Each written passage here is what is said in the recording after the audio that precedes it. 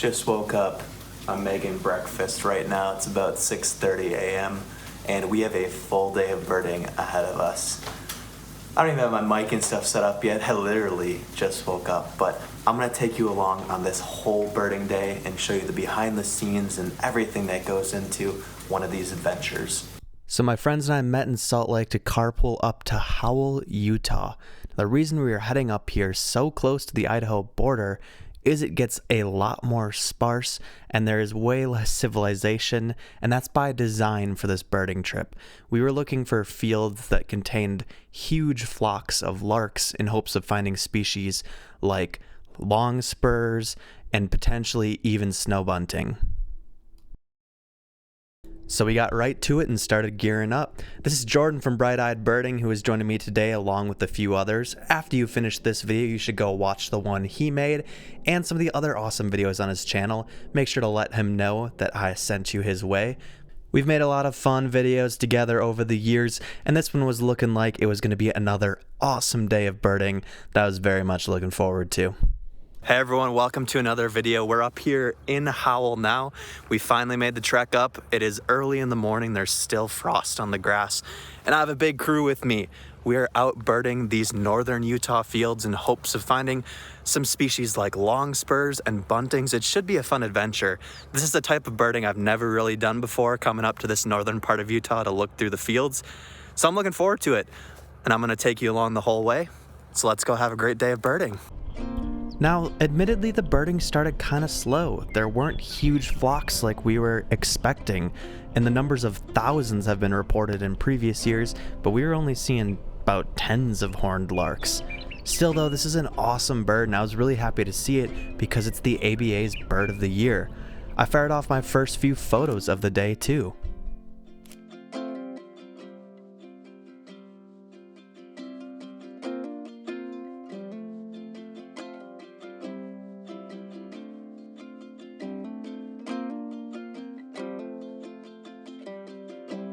So the whole crew along for the ride today was Jordan, Caleb, Peter, who you've seen many times on the channel before, and a new friend, Daxton, was along with us as well, coming on for this birding journey.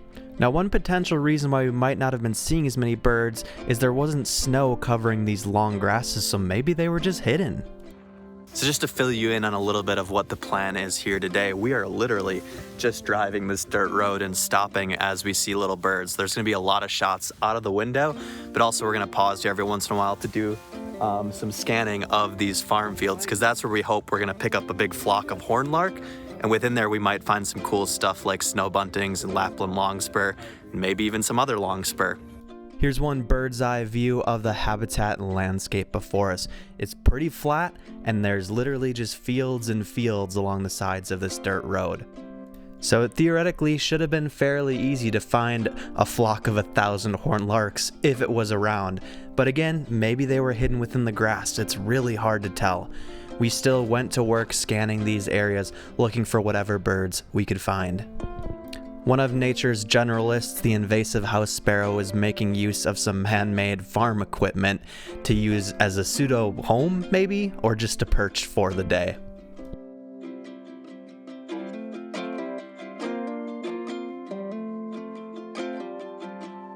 And as we drove along, we continued to see more and more horned larks. We looked at each one eagerly, hoping it was going to be our longspur or bunting, but it just was another horned lark and another horned lark.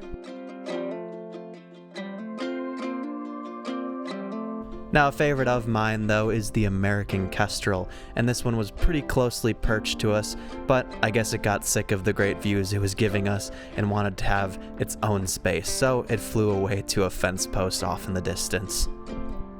Struggling to see some birds here in the grass. It's kind of long and no snow is making this tough.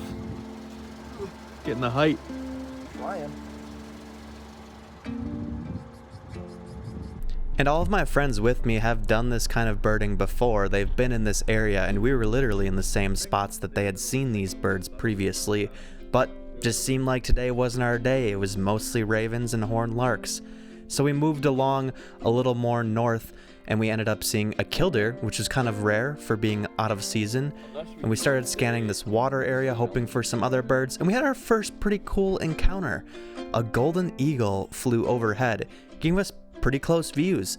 Usually see these birds soaring really high in the sky, so seeing one at this distance was a welcome surprise. But even without our targets being hit, it was still hard to deny how amazing of a day it was. The air was still in a nice cool temperature, and the water was reflecting the sky just so beautifully. I was just happy to be out in nature again. Well, from everything that my friends have been telling me, they had thousands of horned larks here last year, and we've seen like less than 100, honestly. And so there's not big flocks to scan through, which is making it tough to find some of these rare birds. Still a great time out here. We got some really good looks at horned lark, which is the bird of the year, and that's pretty cool. And a new area for me, so kind of fun to explore with this great group of people. Having fun regardless, it's always good when you're birding. And the last birds that got us really excited for the day, we were getting tricked by the heat haze. It just ended up being some western meadowlark. But to kind of wrap up this segment of the video, let me show you some of my favorite pictures I got from this outing. I was really happy to snag these few of the horned lark, especially it being the bird of the year, and I particularly like this one with the frosty fence post.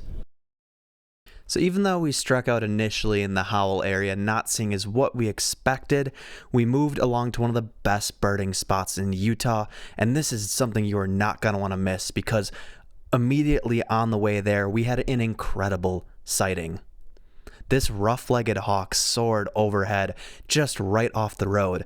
Now, if you've watched this channel for a while, you know I went out probably 3 or 4 separate times last year struggling to find this bird. It certainly became a nemesis for me, and these are the best ever views I'd ever gotten of one.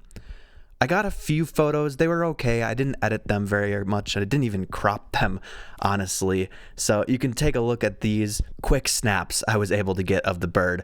They're pretty much just okay, I would say. But still, that doesn't take away at all from the encounter. Such a unique and very cool bird that's not very common, so I was pumped at this encounter. And then we made our way to the auto tour loop, which takes you along some incredible habitat areas that offer some great opportunities to see birds, and we very quickly got a great species, my first of the year, red-breasted merganser. Just swimming along the shore, probably making its way away from us, wary at what the heck we were doing.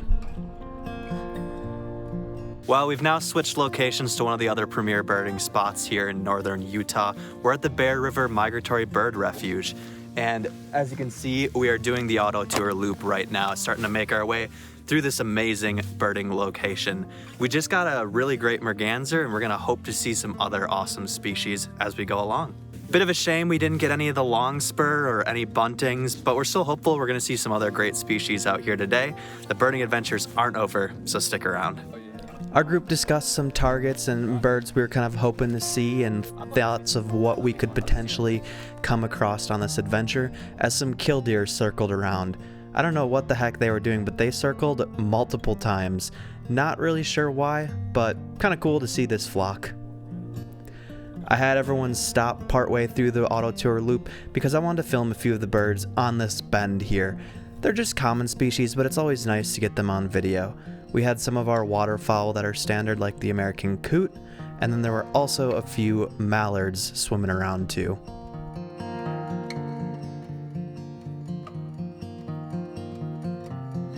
And then making use of the invasive Phragmites, we had a very nice song sparrow who was just chipping away.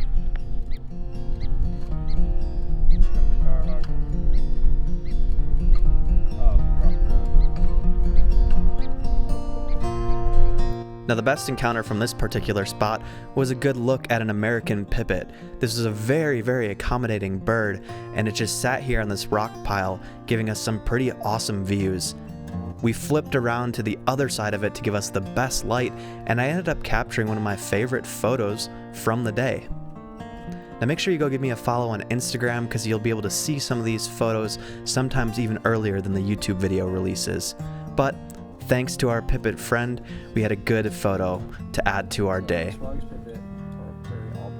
We thought we might have had a chance at some buntings and stuff when we scanned these birds flying by, but it turned out just to be some more pipits foraging in the marshy area.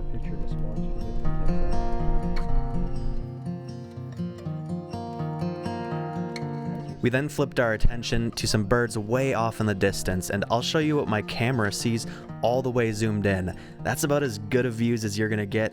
We were scoping these birds for a while though, and we were able to pick out a bunch of different waterfowl species like pintail, American widgeon, some goldeneye, scaup, ringneck duck, canvasback, green-winged teal, and a few others. And there was also some swans in the distance. Now these are most likely tundra swan, but it's really hard to tell at that distance without seeing their heads. So scoping is an interesting part of birding. You definitely don't need a scope to go birding, but when you have flocks of ducks, or rafts of ducks I should say, way off in the distance, it does make it pretty fun to be able to actually identify those. We picked up a lot of species we might not have otherwise got while we're out here in the refuge, just because we had scopes and we were able to pick through these birds. Now at this point in the day, it was probably about 3 o'clock, and I had some other commitments I had to make, so we were wrapping the day up quickly, and you're not going to see any more vlogs from me. But as we rounded the last part of the auto tour loop, we had some good looks at these great blue heron that were using the few pockets of open water as almost ice fishing holes. And then we continued to scope and scan the birds all before us around this last part of the refuge. We added on a bunch more tundra swans, picked out one for sure trumpeter swans, a few other candidates, got some gulls, some geese, and a few other great birds to finish this day. This was a fun adventure and awesome birding day overall. I always love getting the chance to bird with a fun group like the one we had today. Even though our adventures in northern Utah were ultimately unsuccessful in getting the longspur or bunting species we were looking for, it was still a great day of birding, and I hope you enjoyed coming along with me. Thank you as always for watching. I'll see you in the next one. Happy birding.